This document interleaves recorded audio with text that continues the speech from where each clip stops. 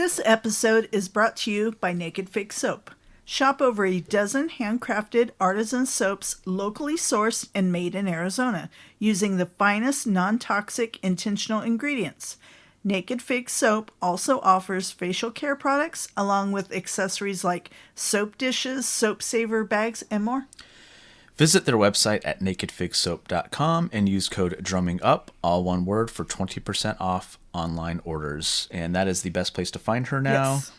She doesn't really have a storefront so much as she has As of right now. Yeah, as of right now, Yes. she has her products in certain locations, Yes. which again is the best place to find her is at her nakedfigsoap.com website. Yes. Or her socials. Instagram is a great spot to find her. Ask her any questions where she's going to be at like a farmer's market. Yes. You can find all that out. Or But coming up, she's Yeah. moving to bigger and better opportunities. Yes, absolutely. And we're very happy to hear that because, Yes. we just want to She's make one sure of our she's doing favorite, okay. favorite companies. Oh, yeah. Whenever we're getting low, we always place our order. Yes. And again, use that code drumming up, Yes. all one word, to get that 20% off discount. For sure. nakedfigsoap.com. It'll be in the show notes. We'll have her website. And then the best thing to do is from the website, go find her socials, follow her. That helps her. And by you doing that, it helps us because we know you're listening and we know you're buying her great products. She also offers tattoo care and everything too. Yes, so she does. just a ton of stuff that she does. It's all locally made and everything. So what was that website again? That is nakedfigsoap.com. Using code drumming Drumming up, Up. all one word, for 20% off at checkout. Hi there, this is Julian of Gorad, and you are listening to Drumming Up Conversation. Hell yeah. Drumming up conversation. Drumming up, yeah. Drumming up, yeah. Drumming up, yeah. Conversation. Drumming up, yeah. Drumming up, yeah. Drumming up, yeah. Conversation. Drumming up, yeah. Drumming up, yeah. Drumming up, yeah. Conversation. Drumming up, yeah. Drumming up, yeah. Drumming up, yeah. Conversation. Yeah. Ask me a question. Cool. Yeah. So, we're talking right now to Richie Martinez from Arch. Is it Arch or Arc Echo? That's a good question. It is Arch. Arch Echo. Okay. And you also just joined Cobra Kai for season 6, doing the drums on that as well. And that's So cool. actually how we learned about you. Got a little late to the party, but for one, I want to say that's awesome because that's our favorite show of all time is Cobra Yeah, Kai. Eagle I Fang. have Cobra Kai shirt on. Yeah. We have family tattoos. Yeah. Yep. That's awesome. So we're big fans. And I'm glad we found you because Arch Echo is awesome. It's so good. Thank you. We've been listening to that like nonstop. Yeah. I'm like, because that's right up my alley. I'm a prog guy. So like this is just amazing. So we got to learn about a whole new band and got to listen to all your catalog and everything. So So good. we're very, very happy about this. But we'll go ahead and get started with where did you grow up and where are you based out of? Okay. Well, firstly, it's a pleasure to be on. Thank you Yes. guys for having me. I'm really stoked to chat about some stuff. So I am from Houston, Okay. born and raised in Houston, and I moved to Nashville about 8 years ago. Yeah, 8 years ago, 2016. Okay. And so, I grew up in Houston, played music there my whole life. I mean, quite literally my whole life. Mhm. I started playing when I was 2. Oh, wow. My dad. It's on me. Yeah, there we go. My dad played drums. He's mainly like a Latin percussionist, but he did play drums, and so I learned drum set through him. My family's my family's musical. Minus like my brothers. None of my siblings really do any music, but like parents and things like that. So I was always around music. So I grew up in Houston, and that's where I'm from. I live in Nashville. Okay. Very cool. Do you like Nashville? Yes, I much prefer. I'm going to get so much hate for this, but I much prefer the city of Nashville over the city of Houston. I have one friend that comes in mind right now that I was having a chat with this morning. He'd kill me if I said, well, he's not very happy whenever I say that. But yes, Nashville rocks. Yeah. Very cool. That's where a lot of the musicians are going now. They're in Vegas, it sounds like. Some are still here, but yeah, a lot of Nashville and Vegas for sure for a lot of the musicians. So Yeah, I have a lot of buddies that live in Vegas, and Nashville and Vegas for sure, 100%. Absolutely. Yeah. Who are some of your influences? Oh man, that's a good question. So I will start from the younger days because those are like the pivotal years when you're Yes. much younger and you're like finding out about music and the instrument and you're so excited about XYZ and you hear a new name and it blows your mind. So starting from the early days, you know what? I'll give you some niche responses, I guess, that you probably won't hear. So being from Houston, I grew up playing at church. And That's funny. So did Justin. oh, really? That's awesome. Yeah. That's crazy. Now the thing is, I am Hispanic, and so I also grew up playing Spanish Christian music. So it's super niche, right? And those are like my first memories of music and bands and things like that. So I didn't find out about like your world class everyday known drummers until I was maybe 10 or 11. Prior to that, it was all just like super niche underground guys. Yeah. There's this band called Rojo, which is red in Spanish. They're a Christian band, and I grew up listening to them. Right, I wasn't even like listening for specifically who the drummer was, but I was just listening to that music. A whole bunch of other really small Spanish Christian bands. And then when I started getting older, 10, 11, 12, I remember finding out about Dave Weckl, Vinny Colaiuta. Yep. I remember when drummerworld.com was a thing before YouTube was a thing. And there is where I just got into everyone. So when I was really young, I spent a lot of time watching Dave Weckl. I had Back to Basics. Okay. And that like changed my life. Vinny Colaiuta, I listened to a lot of him. I was listening to a lot of Tony Royster, Aaron Spears. So you see, like, I'm going from age 10 to like 11, 12 here. But I remember a lot of those guys. Oh my gosh, Jojo Mayer for me was huge. Jojo Mayer, Virgil Donati, Steve Jordan, Steve Gadd. Yeah, man, I'm sure I'm missing so many. I remember when I first found out about Akira Jimbo. That guy like blew my mind. He was playing like Mission Impossible things with all, and that was everything for me. So drummerworld.com, I used to spend so much time there. I'm probably forgetting some important drummers, but for me growing up, like those come to mind. Okay. Right. In my opinion, the GOAT is Vinny. No one's going to take that spot for me. In my mind, no one's going to take that spot. And then when I was 12, 13, 14 around there, I started listening to a lot of Blink-182. So Travis Barker. I listened to a lot of System of a Down. What else did I listen to? The Mars Volta is like my all-time favorite band. I always say that's like my go-to answer. I have so many bands and artists that I really like, but to me, the Mars Volta was huge. So Thomas gets a lot of love from me. Thomas Pridgen. I have him in my top 3 for sure, because I listen to his parts so much. I mean, obviously the Mars Volta, for those that aren't familiar, the Mars Volta is more than just like had more drummers than just Thomas Pridgen. You had D'Anthony Parks, and even before that, John Theodore. John Theodore's parts are legendary. But the age that I got into the Mars Volta was around 2007, 2008, and the Bedlam and Goliath, one of their albums had recently, was going to release, and I was all about that album. So those drum parts to me like blew my mind, and I was always trying to play them. I remember I did a cover of one of their songs when I was like 21 or something, and so for me, like Thomas Pridgen's up there, the Mars Volta's up there, bands like that.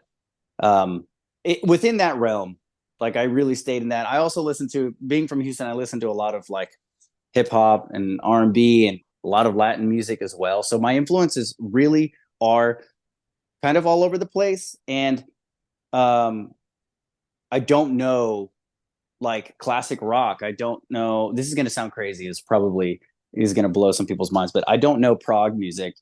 I grew up on fusion, pop, rock, hip hop, a lot of Latin stuff, like I mentioned. And so my schema, my understanding of like classic rock or like the things that you would think I should know, I don't. I just spent a lot of time playing my drums and listening to things that I was like, that I had on CD. You know, there was like no Yeah. Spotify or anything back in the day, you know, and my parents didn't have they didn't have your typical CD collection, being that my dad like had come from Costa Rica, and B, we just didn't have a lot of CDs. So what I had was strictly the CDs that I had, which were like, dude, you'd be surprised. I had a Gwen Stefani CD, I had a My Chemical Romance CD, I had a The Used CD, I had a Kelly Clarkson CD. Random, I don't know. My mom just got me that, and so like I remember these boom boxes that you usually like put the CD in. That's what I was listening to right before I had. Yeah, and you get the cans on plugged in through there so you can hear as best you could when playing drums and I just rem- play to it. Yeah. I remember like sitting that thing next to me and trying to practice, and it would skip, and I would have to like catch the part. So anyway, yeah, for me, it was that, and those were my early years, which are my biggest influences. Actually, in my adult life, I guess, like after the age of 21 or so, I didn't really get into new drummers, so to speak. Mhm. Yeah, or yeah, I do a lot of other things besides drums. So for me, whenever if I go on YouTube and I type in a drummer, it's someone that I've already watched 1.5 million times because I'll still get inspired by them. So that's yeah, it's essentially who I grew up listening to. Okay. Yeah, I get that. And are you self-taught? Did you take lessons? Oh, I'm self-taught. Okay, same. I mean, for whatever that means. I mean, I had lessons for like a 3 to 6 month period, maybe 6 months max when I was 12. But by then I had already been playing drums for a long time. Hmm. My parents thought it'd be a good idea to put me in, but that didn't really last long. Was By it then, tough? Was it I'm tough for you because you're kind of being taught to unlearn what you've kind of done a little bit? on.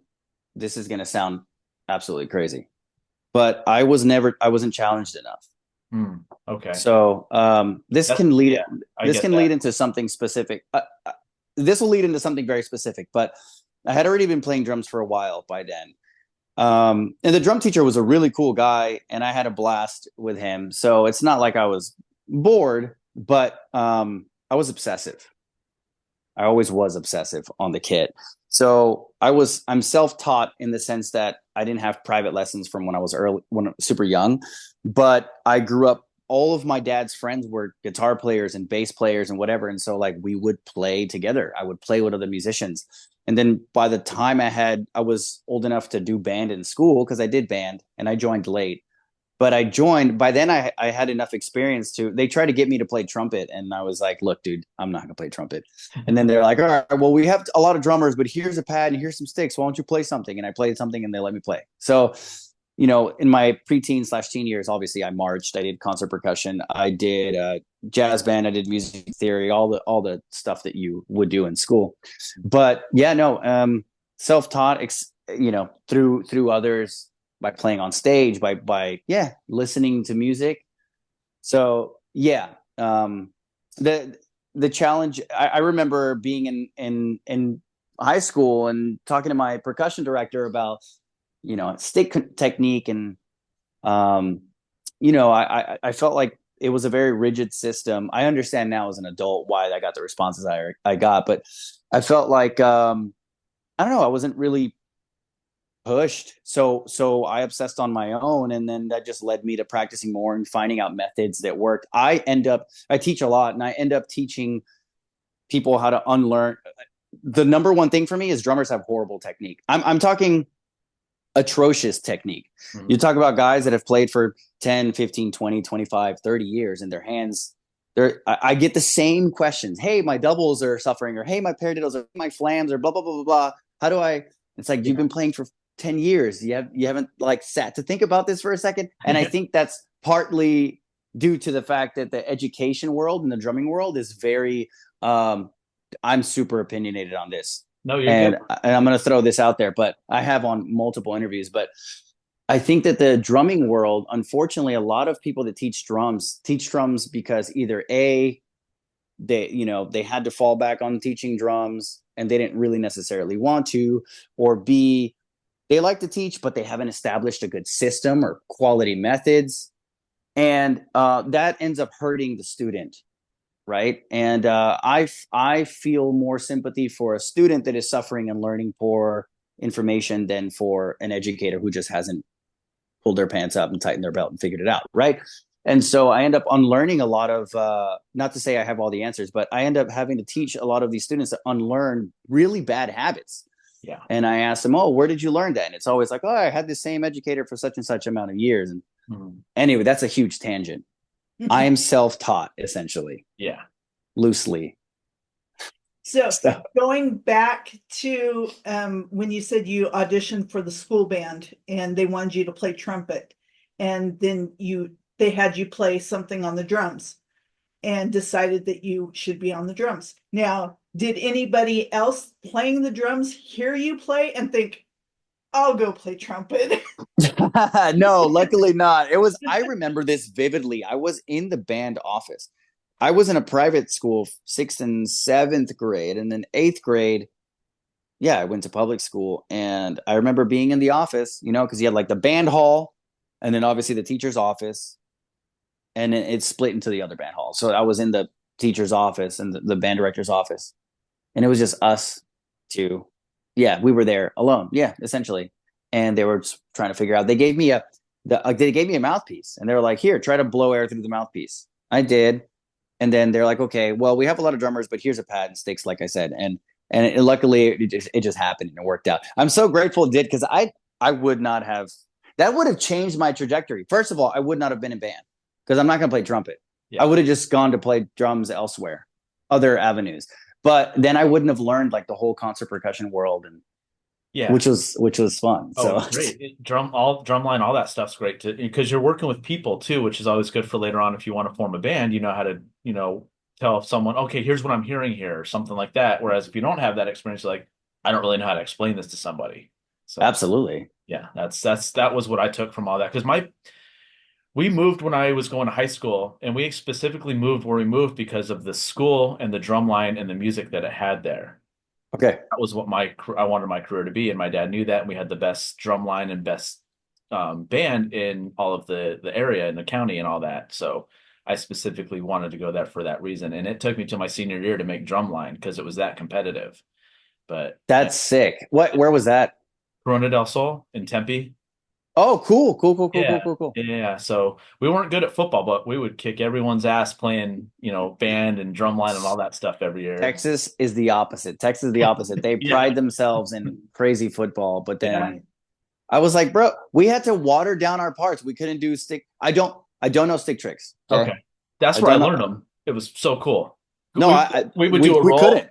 Yeah, one guy would play my snare and I'd play the snare. He'd play left-handed, right-handed. We'd do a roll that way with each of us using one hand. It was so crazy. And then we'd trade sticks and do all that. It was so much fun. Yeah, we couldn't do that because everyone else was trash. And I was like, bro, I remember we had to water. So it was like one thing was taking away the visuals. Well, we had some visuals, right? But we took away visuals, and then it's like, oh, we still can't land these parts. So we started watering down the parts, and I was like, did you guys not practice? I have my red journal with all like my marching parts from 2000. I was a junior or a sophomore. It was a while ago. Okay. But I remember like going through parts. I was like, dude, you guys didn't practice the book. You gave me the book. Yeah, you have to send that to me. Why are you here? I want to check that out. That's awesome. Why are you here if you're not? Oh, yeah. Dude. Yeah. Oh, anyway. We were one of those that we would actually get together outside of, like, we were all like a sports team. We would get outside and work on stuff on our own, like at each other. Like we'd pick a house, like, hey, let's meet at so-and-so's house tonight. Let's work on these parts. And that's so sick. It was great, but it taught me how to work with people. That's so sick. That was me just by myself. Yeah. Because I would go home, and I mean, all I did was drum. I would go home and I had this, you remember that Remo pad? Yep. With the gray. Yeah. So it was all Sharpied red because my friend's little sister Sharpied it and he gave it to me. And I remember I'd go home and I'd practice on that because that's all I had. And I spent so much time on that pad, on just pads in general. And that's what I would do. Like no one else wanted to play, so I would just play on my own. And I obsessed over that. And I watched like DCI in the lot, Vic Firth's in the lot back then. And I would just like, yeah, no, dude.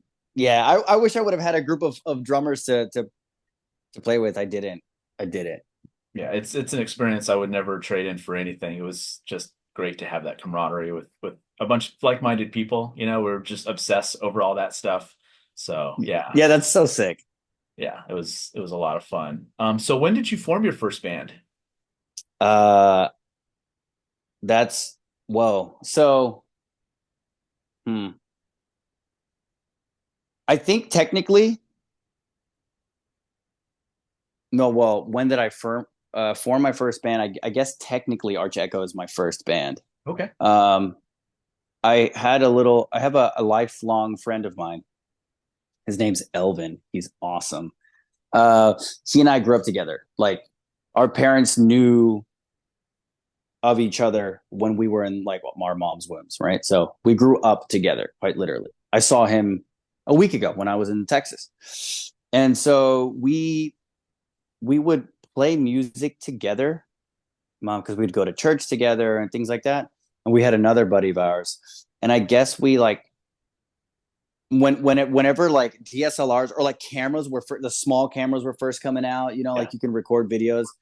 We did this cringy video that should never ever see the light of day in our garage, and we like try to start a band, but it never, like, we never wrote songs, we never played together.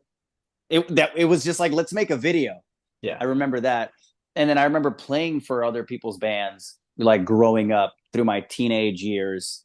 But the first band, the reason why, this interesting question, no one's ever asked me this question, but the reason why I never started a band is because I always, it's like I felt alone. I really felt very, very, this sounds so depressing. I felt so like alone in the sense that no one else ever wanted to practice their own instrument.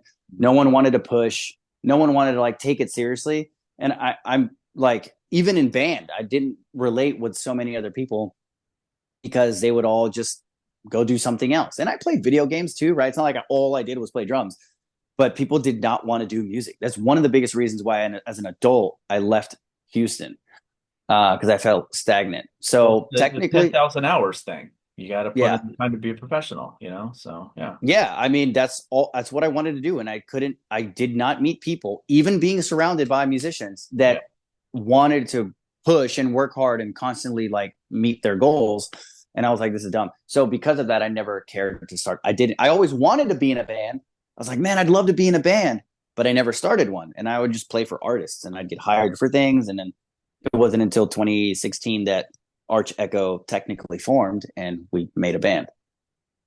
So I guess that's my first band. So the guys all met at Berkeley.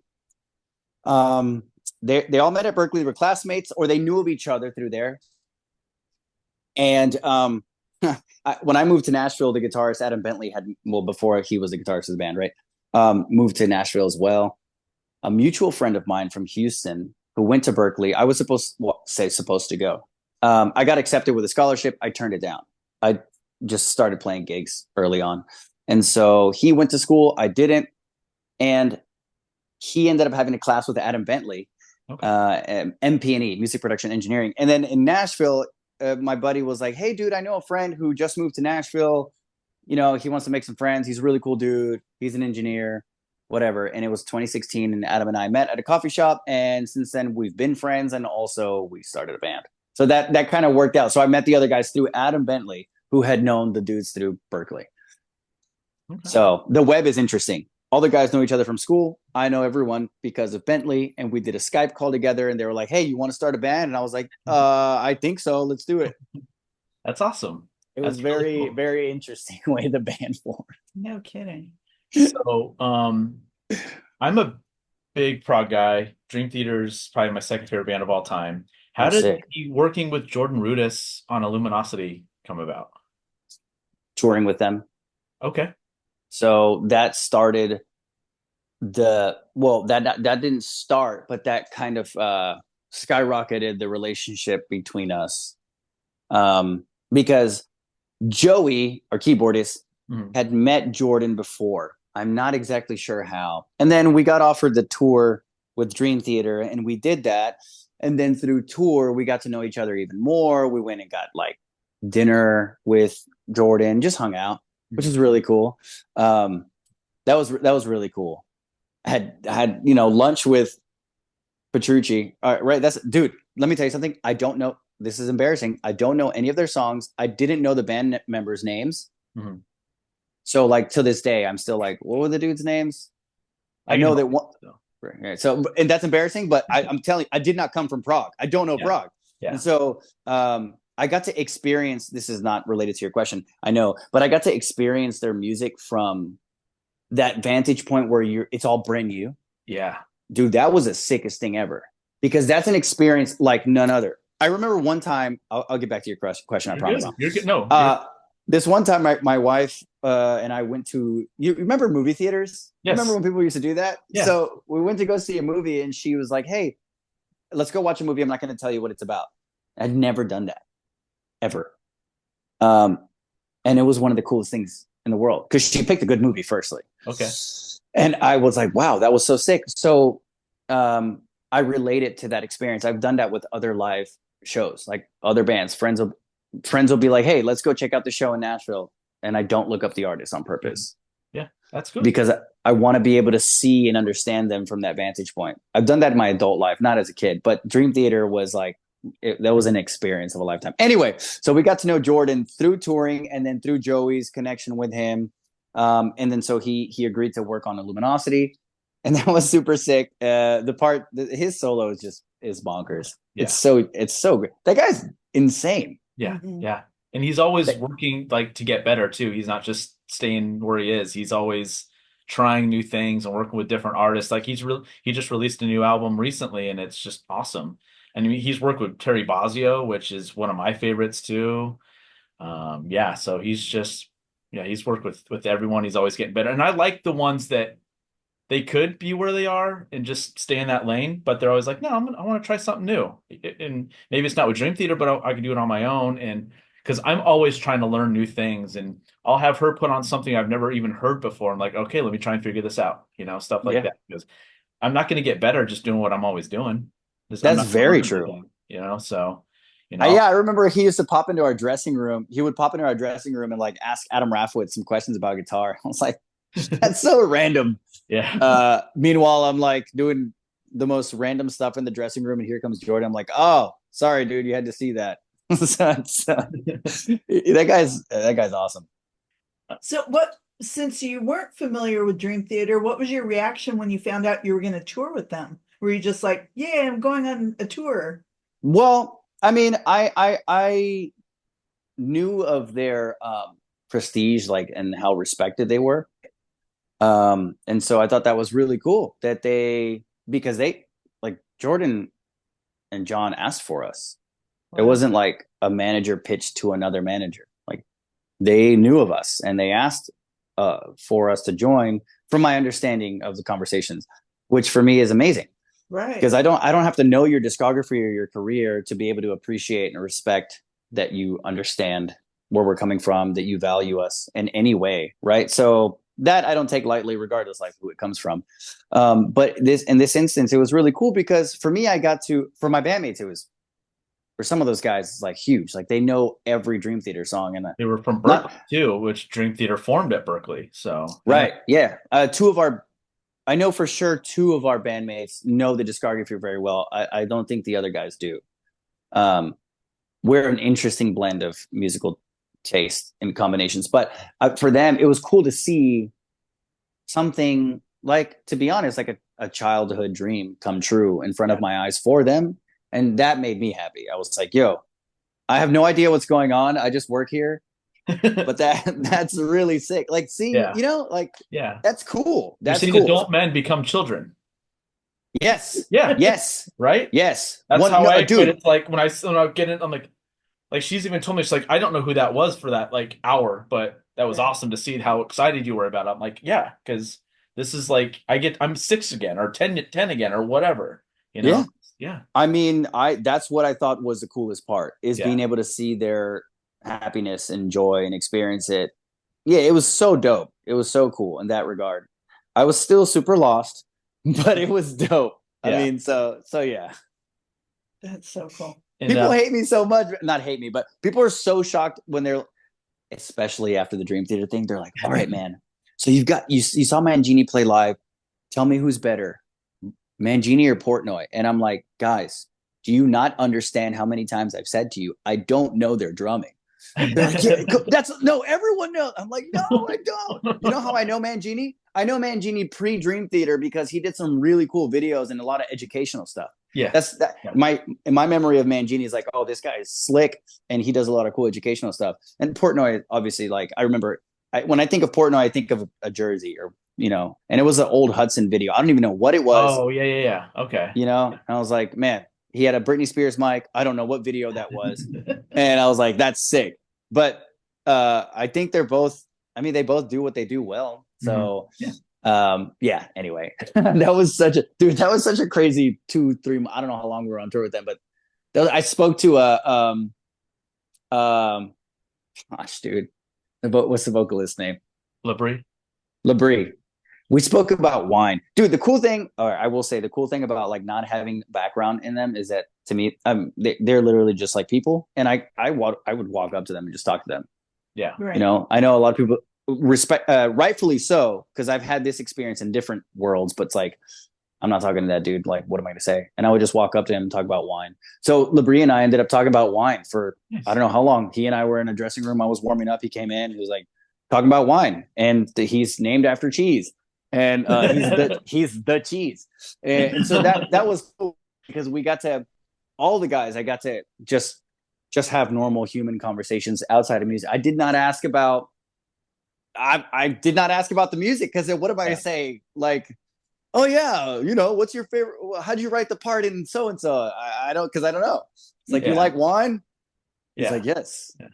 I was like, great. I know about wine. Here we go. Now we can talk about wine. Very cool. Yeah, I at a young age I was always meeting like famous people and stuff like that. So I learned how to talk to them at an early age. And it's like, if you can, before you go see a band and you think you're going to meet someone, learn a little bit more about them instead of the music part, and they'll probably talk to you a little longer. And that's something I learned at a young age too. It's if someone's into something else, like if I ever met Neil Peart, which I can't anymore, obviously, but if I ever did, I was like, I'm just going to talk motorcycles and cars with the guy. Because I know that's what he's into. He doesn't like to talk about music. I was like, cool, just learn little things like that, and it'll really help with meeting people. I agree. That's an important skill in life. Yes, in general, especially for musicians, because come on, we love what we do, and so we get caught up in what we do, and so we talk about what we know, and we know what we do. Yeah, it's like your crash cymbal. Is it made of metal? Yes, it is. Thank you for asking. It's this composite plastic. Can you imagine? Oh, that'd be disgustingly brutal. That'd be pretty metal without it being metal. Exactly. So you did bring up that you've done some session work and all that. Are you able to talk about who you've done some work with? Yeah. So, well, honestly, since moving to Nashville, I can imagine. It's been my ride here has been interesting because when I moved here, I've done work with Kyle Cook from Matchbox 20, obviously the Cobra Kai, my most recent life, but most of my time has been consumed by Arch Echo. So, I mean, I've done sessions with other artists too, but we're talking about like 98% of my sessions have been consumed by Arch Echo, like writing, playing singles, albums, EPs, and then when I'm outside of that, I'm like, I don't want anything to have to do with being in a studio again, right? And then you take a month and you're like, I could go back to the studio again. So most of my time has been consumed by Arch Echo. I've played with Adam Nitty, who's an amazing bass player. We did he had me on his solo album, which is like a really cool prog fusion thing. Adam Nitty, phenomenal bass player. Kyle Cook from Matchbox 20. And I've done a lot of other smaller indie artists that are from here. People think that I'm a prog drummer, and so they're shocked whenever they hire me for a country session or a pop session. They're like, "Oh yeah, you want to play drums?" I'm like, "Yeah, dude. What do you expect? They're just drums. You just hit them in the right spot sometimes, and they sound good. Hit them in the wrong spots, and okay, maybe you're not going to hire me again." But most of my tracking sessions, like if not all of them, have been consumed by doing stuff with AE. Okay, which has been fun. Do you get to meet a lot of the other drummers that are down there? Do you guys like have a little like? Yes, yeah. Do you know Sammy Potts? She's a female drummer. Sammy Potts. Hold on. That name, I'm using my computer. For Two those, T's? yes. Oh, two T's. Why does that name sound so familiar? Okay, hold on. I'm She's pulling her. awesome. Yeah, she's great. We've had her on. She was amazing. So yeah, she was Okay, I have not met her, okay. but she is here. She's here for sure. Okay, sweet. Well, I'm Just gonna hit her like up. Hey, what's up, Yeah, Sammy? she's just a super nice, super genuine person. Yeah. Just lights up a room. Yeah. That's so cool. I don't do that's why I got lights and had to paint the walls white, because when I walk into a room, I just kill the vibe. No, I don't. That's a superpower. I don't buy that though. No. That's a superpower. No, yeah. So okay, No well, drummers do that. We're always the life of the party. Come that's on. I agree. Come on, that's true. That's objectively true. Yeah, no, I'm in an interesting place in my life and career because I've seen a lot of my inspirations and heroes become friends, and that's really interesting for me to be in, because I think about myself when I was 12, and I think about how 12-year-old me. I mean, dude, this is slightly related to your question, but I can reach anywhere in my room and pick up a piece of gear and think to myself, wow, 12-year-old me would be stoked that I can do that. Because 12-year-old me had like nothing. I was using like hand-me-down sticks, right? And I think about the relationships as well. They're all the same in the sense that, wow, you get to a point where you work so hard and people respect what you do and they're interested in what you do. And that's really cool because you're still hopefully you're still that same 12-year-old that has always been hoping to be seen or like respected, except you're just older. And so I've been very fortunate to meet and connect with and become friends with a lot of the people that I've really respected in this space. And hopefully one day people will say the same thing about me, which is why I like to do a lot of connecting and teaching, things like that. But yeah, there are a good amount of awesome players here. And a lot of people come visit Nashville. So, I end up spending time with a lot of I see my friends so often, even if they don't live here, because they're touring and they're coming through, and I get to see all of them, and they're all amazing, and they all play in awesome bands, and everybody loves them, and they're cool. And it's great whenever we get together and talk about life and stuff, and so we have a pretty cool thing happening here. Nashville's dope. Yeah. Very cool. All right, so we are huge Cobra Kai fans. As we mentioned before, we have all the Cobra Kai gear. To our right over here, which you can't see on camera, we have a big Cobra Kai framed poster that Ralph Macchio signed. We've got Cobra Kai stuff all over the place. Yeah. How did that come about? And were you a fan already? Did you watch it? Okay, that's a really good question. It came about because I got a message on Instagram, and one of the writers, the musical writers and producers, it was him. He reached out to me and he said, "Hey, I'm really big fan of Archeco and what you do. I write for so and so." It was Cobra Kai. Mhm. And I'd love to have a chat and see if you might be interested in doing something together. And I was like, yeah, absolutely. That'd be really great. So we got on a phone call, we spoke, and he really knew the discography, the music. And I was really impressed by that. And he mentioned to me that he really enjoyed the drum sounds, which for anyone that doesn't know, all the drums that you're hearing, that's 100% me. And tuned, like, it's not like we're sample replacing me. If you hear me, it's me. If you come see me play live, you're going to be like, okay, it makes sense. Right. I'm really big on that. Obviously, like in the modern gent prog instrumental metal world, everything has to be perfect. So we line things up, right? But if you can't play it live, then don't play it in the studio or don't, right? Anyway. Yep. I agree 100%. Yep. Yeah.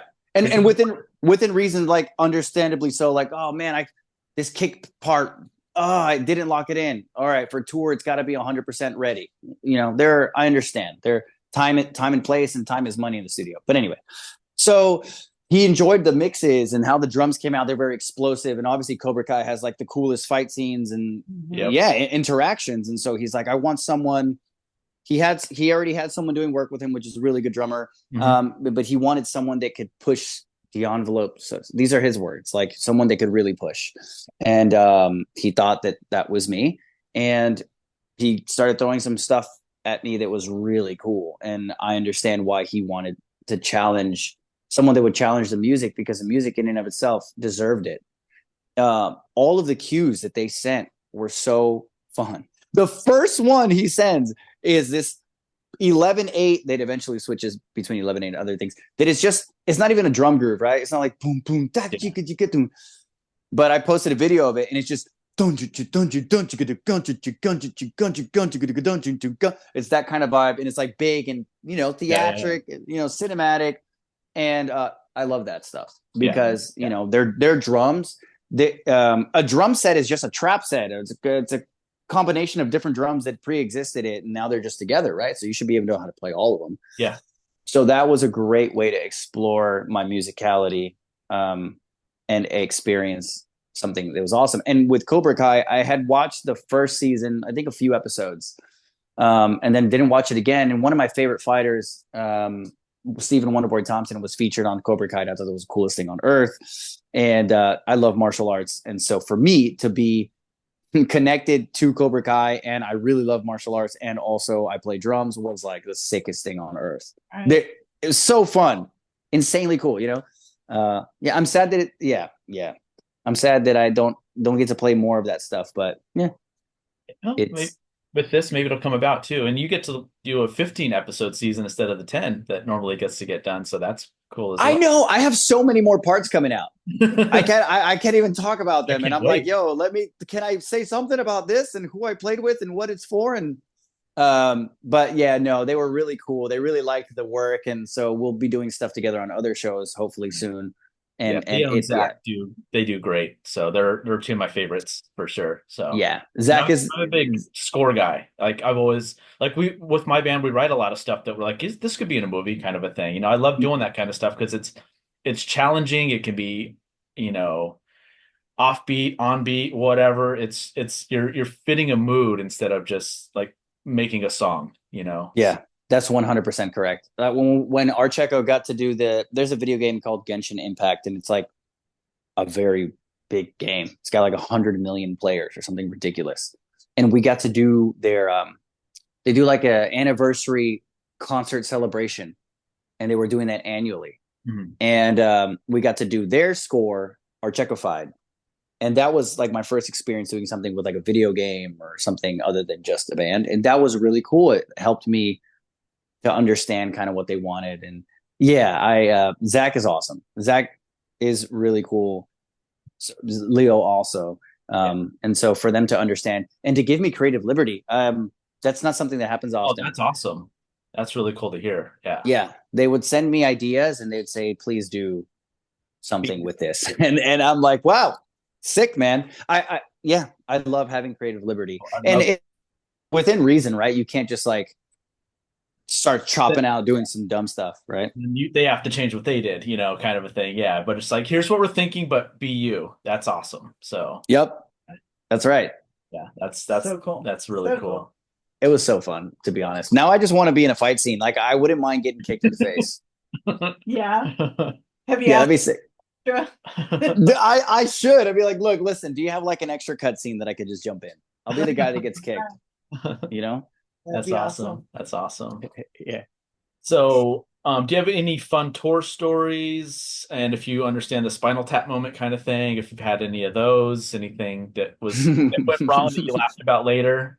I actually exploded on stage. Oh, okay, cool. Like in Spinal Tap. It's a surprise that I'm still here. So, oh my gosh, too many. I remember, I'll give you one that always comes to mind. I was like 13 and I was playing a show. I was in Colorado, and the stage that we were playing on, it was outside. It was an outdoor show. And I had to set up super close to the edge of the stage. Oh no, I know where this is going. And I was rocking out, dude. I was doing my thing. 13 years old, you're only doing your thing when you're 13. Yeah. And so I was just like getting it, and my throne slipped off the back. I know what you're going to, because it's happened to me. Yeah, and it wasn't like 2 feet, you know, it was like Yeah, yeah. 5.5 feet. And I was like, oh, I'm gone. See you guys later. In the middle of the set, in the middle of the set, in the middle of the set, in the middle of the set, in the middle of the set, in the middle of the set, in the middle of the set. Yeah. I know I have the guys that I was playing with that actively remind me of that as adults. Hey, do you remember when you fell off the stage? It's like, yes, I do remember that. Thank you. Yes. The concussion was that bad. I do remember. Yeah. Yeah, dude, I've had too many moments. It's unimaginable how many. Bass drum getting closer to everyone else, scooting forward, and yep. Got to use kick blocks, man. Where they at? Let me pull my I kick didn't blocks have any out. of that stuff growing up. I'm the generation that's there. That's the reason they're there now, is because we were set on a stage, it was tile, wood, whatever it was, and I was just like, oh, cool, there's my lead singer. Awesome. Hey, how's it going, man? Like the rest of the drums are back there, but I'm up here now. So Yeah, oh my gosh, yeah, I've had so many of those. Fell off the stage. Oh cymbal man. falling. Yeah. Oh yeah. When it comes to drums falling apart, I've had like I've actually had things that don't happen because they're not supposed to happen mechanically happen. And then I go to like my drum company and say, hey, this happened. They're like, what happened? That doesn't ever happen. I've had that stuff happen. I remember not necessarily like a Spinal Tap moment, but I used to play cover gigs when I was like 19, 20, 21. And I would bring a kick, hi-hat, and snare and a floor tom. And I would get like pretty bored, like around 1 a.m. because everyone was either super drunk or gone. Like not gone or gone. You know what I'm saying? They were either gone or they were gone. And so I would like play, and then I would grab my floor tom and I would move it over to my left, and I would grab my hi-hat stand and move it to my right, and I'd start playing like that. Just because why would I not do that? Right. And I remember that. Those were fun times. Yeah, I was telling Jordan Kanata that when we met him that for a year I went left-handed just because it was just good to do, get a little more ambidextrous and stuff like that because he's left-handed. And I played his kid a little bit. I was like, oh wow, I'm like, well, I had a little bit of training on this because I wanted to get my left hand a little stronger. And man, I'll tell you what, once I did that, and man, my snare hand got so much better. So yeah. I agree. I mean, I remember doing that, especially when I started with Arch Echo, because I never played double bass prior to Arch Echo. I thought double bass was the dumbest thing on earth, which is crazy because now I use it all the time. And so I had to work on my left foot. So I was like, oh, if I'm working on my left foot, might as well play open-handed. And I started playing open-handed. And now my buddy Patar Yannick, he plays for Corey Wong. He's a left-handed drummer, and I have a couple of left-handed drummers. So now I just mess around left-handed, and it's fun. It's so fun. It is. So outside of music, what do you like to do in spare time? I'll start from most recent. This is dumb. What I'm about to show you is dumb.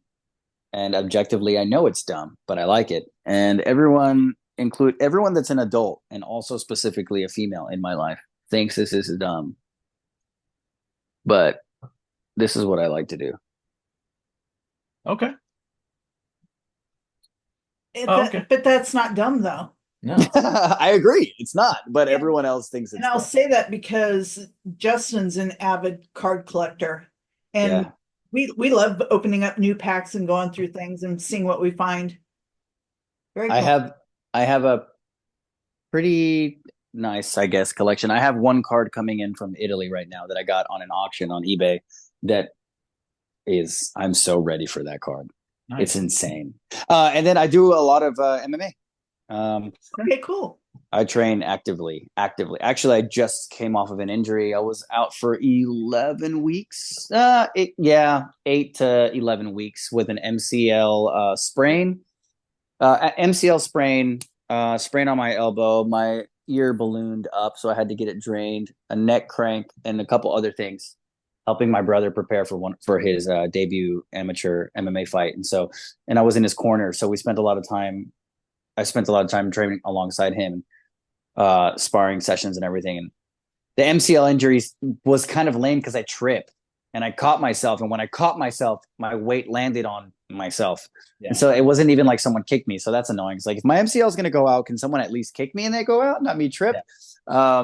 But I do that. I like to play a lot of soccer, and then I hang out with my kids and my family, and it's pure chaos all the time. Nice. So cool. So that's my free time. I like to run around and hit things. Yes, It's like drumming. yeah, Yeah. for sure. All right, are you ready for some rapid fire? Hit me with some rapid fire. All Do I right. have like a specific amount of time that I have to answer in? No, it's just more of just they're just quicker questions. But Okay. you can think about it. Okay. Wait, hold on. It cut out for a second. Go for it. Favorite rudiment? Phlegm accents. Okay. No, you know what? Well, that's not a lie. Mhm. I love those, but I'm gonna say pataflafla. Okay. Click or no click? It depends on the gig. Okay. All right. Double. Go ahead. Let me go back. Let me go back to that. Sorry, because You're good. it depends on the click. I literally like within the past 3 months, I've done more gigs without click than click. And unfortunately, drummers have a tough time. Not necessarily playing with click. I know some drummers do. It's like, hey man, I've had a tough time playing with click. Can you help me learn how to play with click? Okay. Yeah. And then other drummers, it's like, oh, I only play without click, but it's because they don't know how to play with the click. And then sometimes you have drummers that play without click that don't have tempo internalized or timing internalized. So they have a crazy drag or a crazy rush. And you're a human, so it's understandable, but it depends on the gig. You should be able to do both. Yes. Double pedal or double kick? Because I haven't asked Pearl for another bass drum, double pedal. Okay. But I wouldn't mind trying double kick. Obviously, well, there are pros and cons of both. This is supposed to be rapid fire. I'm getting way too deep into this. Fine. You're good. This is all about nerding out on drums. So you're I good. like it. With two bass drums, you can really control tuning, and then for sure, and action, which is a part of rebound. Your action can be controlled. There's the slave pedal is offset slightly, so there's so many little nerd details that happen. Two bass drums would be super sick, but then again, am I really gonna set up two bass drums? At home, maybe, but I'm not touring with two bass drums. Yeah. No, I get that. Nylon or wood tip? Wood tip. Nylon, I have strong words. Yes. I won't use them. I don't. Odd time or 4/4? It, I guess, depends on the gig. Yeah, it depends on the gig. I mean, drummers should be able to do both, but 4/4 is interesting because it works with nature extremely well. But I don't. Time in and of itself. Time in and of itself, as a dimension that we experience, is a combination of all of those things. It fully grasps, because it is time. It fully grasps 4/4. It fully grasps odd time. It understands how to maneuver in and out of both. I think drummers that fall in love with timing end up not really compartmentalizing it as much as drummers who are still learning it. Well, so like when you find out about 7/8, it's like, oh snap. Then you start thinking about everything in 7/8. But then when you start to spend so much time with 7/8, you start to think, oh, well, really, honestly, it's just this. There's only this variation. Timing is actually extremely complex, because 4/4 is a duple simple. No, it's a quadruple simple, right? Because it's four beats and they're split in twos. But if you have like odd time, the reason it's odd time is because it's not a combination of simple. It's a combination of simple and complex, or compound, right? So it's not just like, it's not 6/8. And 6/8 or 9/8 is, well, 6/8 specifically is duple compound. And so you have two beats and those are split into threes. And so, okay, that makes sense. So, but odd time kind of fits, literally called odd time, because it doesn't fit within a simple or a compound meter. It's a combination of both. So once you start spending time with both more and more and more and more and more, you start to understand it, not only understand it better, but understand how it all kind of relates and how it's understood and respected. Like one of my biggest pet peeves, and this is a mega nerd pet peeve, it shouldn't happen, but I can't stand when people confuse 3/4 and 6/8 because they're not fractions. Yeah. They're not the same. Yeah. And so 4/4 or odd time, it completely depends on how much coffee I've had. There's my answer. Okay. All right. Let's see. Big drum kit or small drum kit? Oh, do I get a tech? Yes. I get a tech? Yeah, you get a tech. If I get a tech, like Very huge positive, kit, for sure. huge kid. I don't want him. No off. If I'm paying you, you have no off moments. I'm just kidding. Honestly, I played a Cajon gig 4 weeks ago. Yeah, the week before I left to Texas, and that was pretty dope. But I like big kids, man. They're fun. Same. They're Yeah. fun. It's more stuff to hit, like more sound. Yeah. You get to more voices. Yeah. I agree. More voice, and I could still play whatever pocket is Yes. on a big kit too. You Yeah. know, Yeah. Yeah. It still has the hi-hat, snare, and bass drum, but I get to hit all these other things too. ask me again whenever I'm like 67. I will do that. I will do that. Yeah. Put that on the calendar. Heel up or heel down? Depends on what you're playing. I specifically only play heel up, and I've spent a lot of time playing heel down. Okay. But I only play heel down so I can develop musculature around my legs. It'll help me play heel up with more efficiency. Drummers that can't play heel down need to go back and study how to play heel down so that your heel up playing becomes more proficient. I agree. Studio or playing live? Oh, I have both.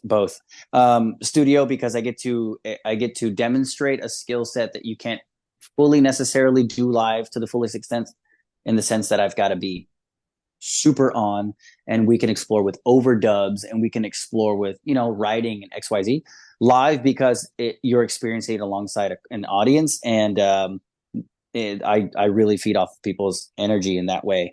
And and live, I can throw my crash cymbal into the air, and then when it comes back down, land on Joe's bass and leave a gash in his bass, and I can say that was fun. Okay, sounds like it's happened before. Twice. Well, once with the gash, and then somehow another, the stage shook, and then Joe's bass literally snapped in half. Oh boy. Wow. Yeah, fun stuff. Don't ask him about it. Okay, all right. Yeah. And Cobra Kai or Miyagi-Do?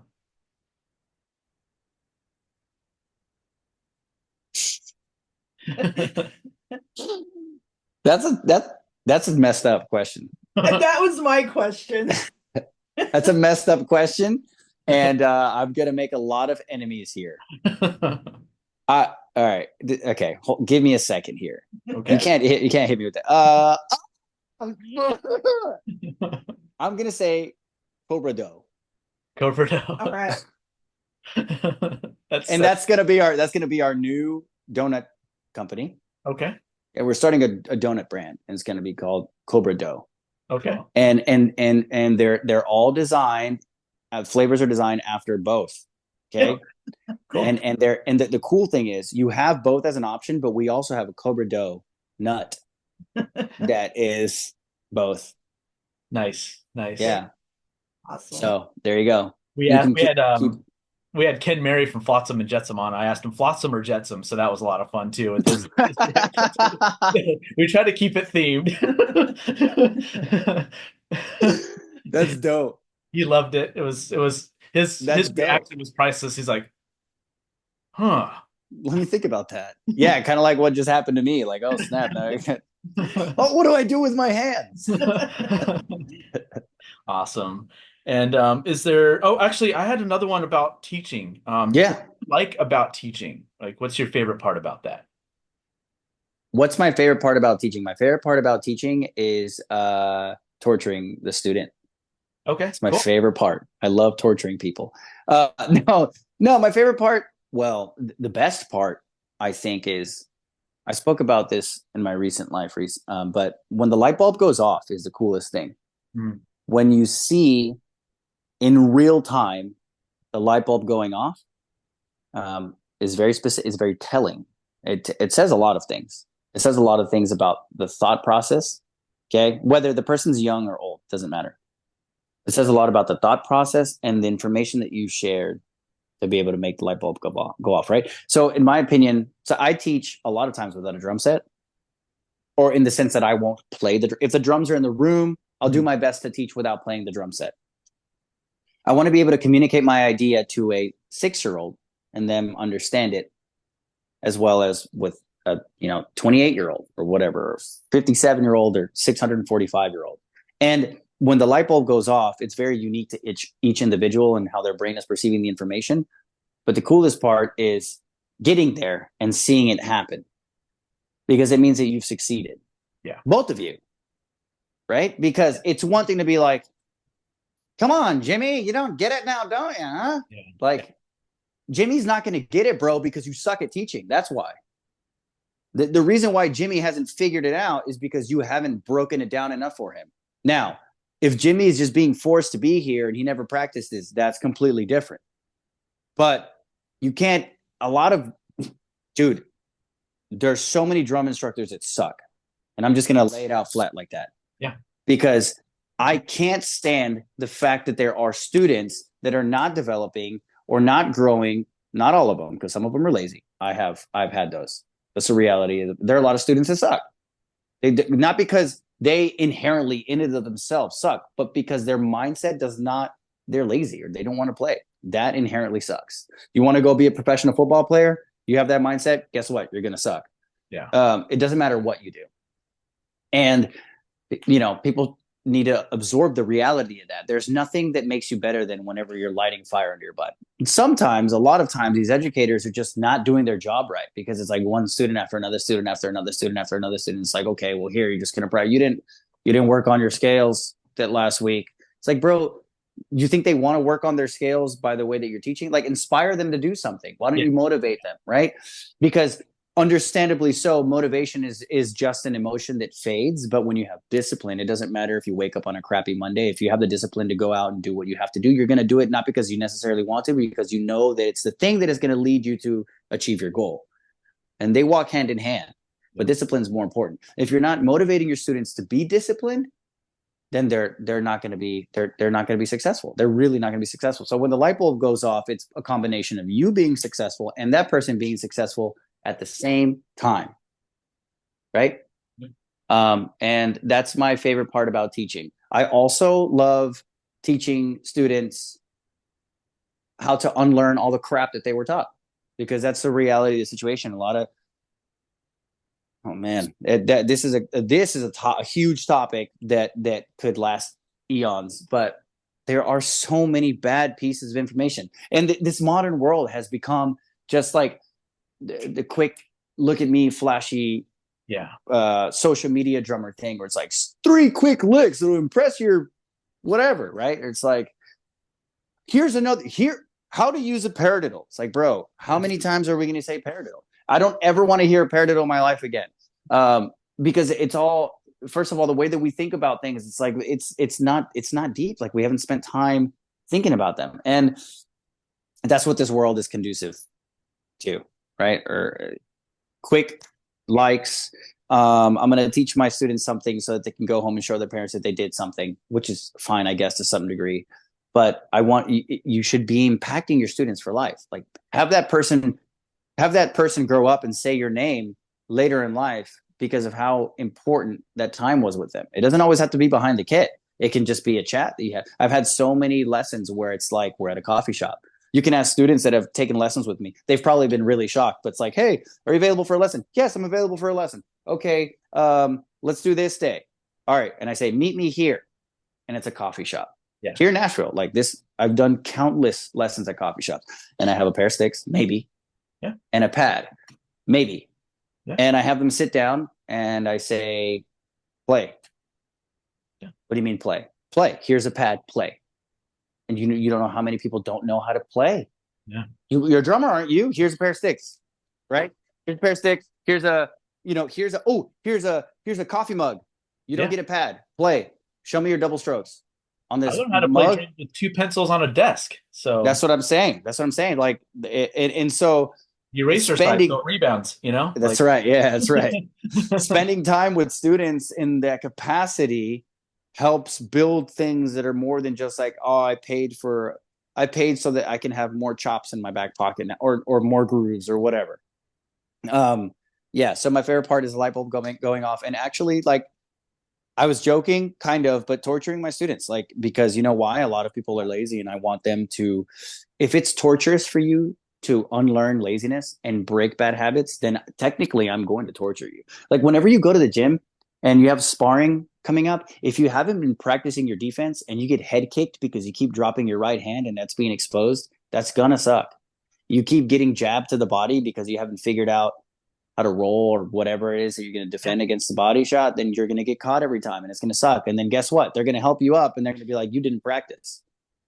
And drummers are just like, drummers are interesting, man. Like, oh, geez. Yeah, I like challenging people to the best of my ability. I don't know everything. I'm not a guru, but the things that I know, I believe I know well. And I like sharing that. So, yeah. Nice. Yeah, teaching is very important, especially with drums, because there's so much to it. Like you almost should listen as much as you should play too, because you should listen more. Yeah, and because what I've learned over the years, especially writing with a band, is I can figure out what I'm going to play on the song without being behind my drums because I know what the drums sound like and what I'm going to hit when I get to them.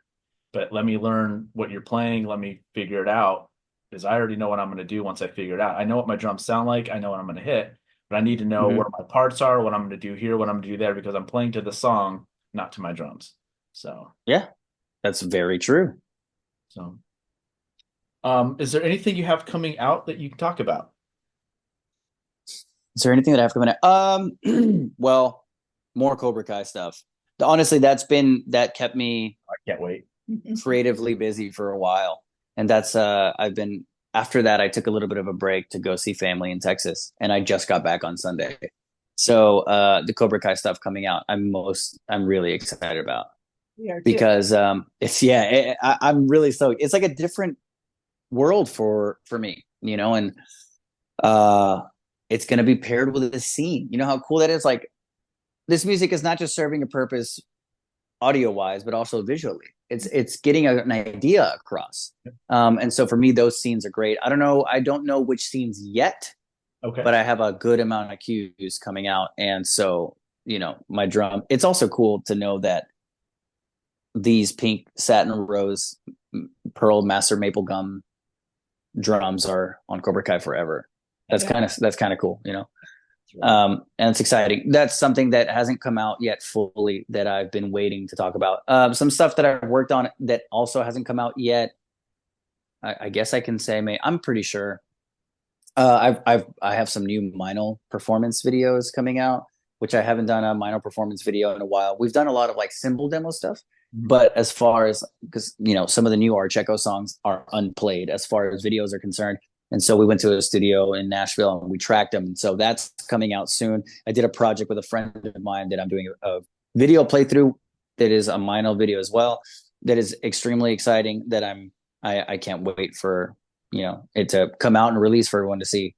And not that we have anything done yet, but that we have started to talk about writing new music, Arch Echo, for potential new album or something. We got an interesting text message last night in the group chat and I'm pretty stoked about it. I don't know how close to official or how far away from official it is, but it would be a pretty significant move if it happened, which would be great. But yeah, just those things. Yeah. Nice. And I did write down and unless my wife says otherwise, we're not expecting another kid unless she says otherwise. So you hit me back in a little bit. I did write down a couple of the Cobra Kai tracks that stuck out to me. Valley Bad Boys and Let the Games Begin were two of my favorites from that. So I just wanted to like send a couple of those. Cool. Yeah. I can't look. I have to tell you, Zach and Leo are something else. Zach and Leo are something like those. The way they, and I know they have a whole team and everyone involved is doing great. Like all the other guitarists and everyone else that's doing the stuff is great too. There's another drummer. I forget his name. He's a cool cat. And Zach and Leo, man, they know what they're doing. Yeah. They know what they're doing. And it's so sick. Yeah. Yeah. So do you know? Just an insider question real quick, and I know I keep going, but do you get to watch the scenes when you're playing the drums to them? Do they send you any of that, or you just play to the music? No. Just play to the music because the turnaround time is so quick. It's like here's the session, and sometimes I get like not necessarily like a complete version. It's like here's this what we have. I'll send you more later, and just boom, play to it. Okay, it's pretty quick, completion time. Gotcha. Okay, I'm always curious about which is oh yeah, that's the fun part. It's like, what do I expect? Well, I didn't expect anything. So to me, it was like, I don't know what I got to do. Play it, record it, send it back to you. There you go. It's done. Meanwhile, I'm sweating. Yeah, right. Very cool. Oh, any endorsements? What? Nothing. Any endorsements? I'm sorry. Any endorsements you want to mention? Yeah, for sure, absolutely. Well, okay. Yeah, 100%. Dude, that'd be so sick if they send me like a box. Nah, Pokemon's, they're not gonna send me anything. I wish I could. Pearl, Meinl, Promark, Evans. They have supported me for a while. 64 Audio is who I use for my in-ears. Drum Dots has always been. I use a lot of other. I use a lot of other dampening things, but Drum Dots I still use and I started with. They were my first endorsement actually ever. Okay, cool. So huge shout out to Drum Dots because they're pretty wonderful. And yeah, my wife, Sophia, because she's like the biggest endorser. Like there is no, my goodness, we've done everything together. We met when I was 15 when I met her. So we've experienced, she's literally seen not only me grow up, but like in my career, do everything from like playing local random pubs. Yeah, as much as us drummers can grow up, right? So Yeah. Well, that's true, dude. That is extremely true. That's actually more true than I want it to be true. Yeah, same. I'm like, okay, I am kind of a kid still. Yeah, for sure. Yeah. I mean, I have Pokemon cards right here. There's a Pikachu over there. SE Electronics. They're the microphones that I use. And they've been really cool. They're fairly new. Our relationship's fairly new, but they've been wonderful, and they help provide a tour package for me. So on tour, we got to use some really cool mics, and yeah, SE makes some great stuff. And if I'm forgetting anyone, I apologize. My brain is, dude, that's hard. I don't like forgetting names, but I think that's everyone. I'm pretty sure. Okay. Yeah. And if not, you'll hear back that I'm in trouble. Just let us know if you've forgotten anyone. We'll just add it to it. We'll dub it in. We have AI now. I'm sure we can figure something out. Dude, you can have AI say anything with my voice, and that's it. I'm like, yep, there we go. I said it. Okay, well, I did get them all. I said it. And, yeah, you play DW drums? I guess so. And where can our listeners find you? Well, for music on all streaming platforms. Okay. So Arch Echo is available everywhere, fortunately. Yeah, and check them. And then as far as you guys are so good, we love it. Like seriously. Thank you. That's very kind. I appreciate that. I love listening to new bands that I've never heard before because it's like I get that experience, like so. Yeah. I know what that's like, dude. Like I have two that come to mind in my recent life that I've found out about. It's always like either word of mouth or you see it on a recommended video or in a recommended playlist and it changes everything for you. It's like, well, how did I not know? Yeah. And then you go back, they have like 10 albums, like, yes, I get 10 albums of these guys to listen to now. Yeah. Yo, seriously. I've gotten people in Dream Theater and Rush and stuff. And I'm like, you're welcome. Like you are so welcome. Also, I won't be seeing you for a while. That's what it's like. Exactly. Because there's not only that, there's concert DVDs and all. Yep. So I do have. There's so much. We listened to your music all day last Saturday while we were unpacking and setting everything up. I apologize. No, it's great. It's so diverse. Not every song sounds different, which I like. There's no redundancy, and it's great. And the drumming and the fact that you've never really played double bass up until then, your double bass is really, really good. So thank you. I want to be able to say to anyone that is having a tough time with like practice or not being motivated, if anyone hears this specific portion, you got to get up and go and do it. Listen, there is not an excuse. Like Rick Allen is missing an arm. Yeah. When I moved to Nashville, I lived in an apartment, no drum set. The majority of my life, I didn't have a drum set, so it's not a surprise to me. So I'm used to, dude, put me anywhere with a pair of sticks and I'm fine. Yeah. But that's because I've had to figure it out. If you live in an apartment, okay, I probably, if you go back far enough, you'll see a picture on my Instagram, maybe, or a story for sure, because I have them saved, of me setting up my kick pad against my car tire so that the kick pad doesn't move with my double pedals. I remember going to a coffee shop called Steadfast. It's still here in Nashville. And I would set up outside. This is like the most embarrassing thing you could do is take your kick pad and pedals or a form of that out into the real world. I went to Steadfast. I would bring my little Hans and Foots pedal practice thing. And I would set those up outside, drink my coffee, and work on my double bass. Why? Because no one else around me mattered. You know what did matter is the fact that in 4 months, I had to record a debut album for a band that doesn't have music. It's the most important album is your debut album. Yeah. If not one of them. And I couldn't play double bass. When I say I couldn't play double bass, that's not an exaggeration. I did not own a double pedal. I had to go get one. And so for anyone that's having a tough time with that, it's like, dude, go outside. There's a tree. The tree can hold your weight, or like figure something out, man. And like, there's a way to do it. You can do it. If I learned how to play double bass, I'm by no means do I think I'm good at it, but I can play it. If I can do it like as an adult who, I was like, oh, you started when you were 12. No, dude, 2016, then anyone else can do it. So yeah, 100%. Awesome. That's so cool. That's very cool. Well, thank you for doing this. Yes, it's been such a pleasure having you on. And So you're Yeah. our Zoom guest in the new studio, and you're the first anyone related to Cobra Kai we've had on. So this was a big treat for us, and we really appreciate it. So Party time. That's what I'm talking about. Right? So thank you so much for Thank doing this. We greatly appreciate it. Yeah, it was a blast being on, and I hope to chat soon. You guys enjoy your day. Yes, Yeah, thank you too. thank you. Peace. Drumming up conversation.